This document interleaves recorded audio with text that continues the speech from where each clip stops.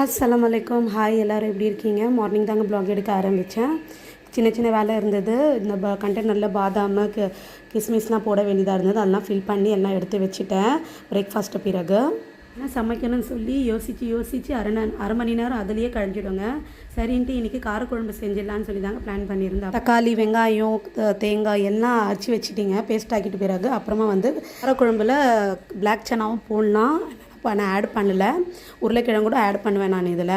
So அதுவும் டேஸ்ட்டும் நல்லாயிருக்கும். கொஞ்சம் பசங்களுக்கும் ஹெல்த்தியாக இருக்கும் அந்த பிளாக் சன்னாலாம் சேர்த்து இதெல்லாம் செஞ்சால்.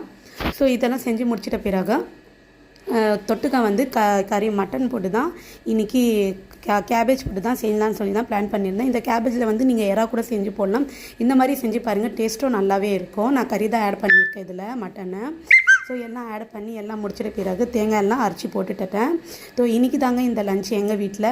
உங்களுக்கு பிடிச்சிருந்தால் லைக் பண்ணுங்கள். தேங்க்யூ ஃபார் வாட்சிங்.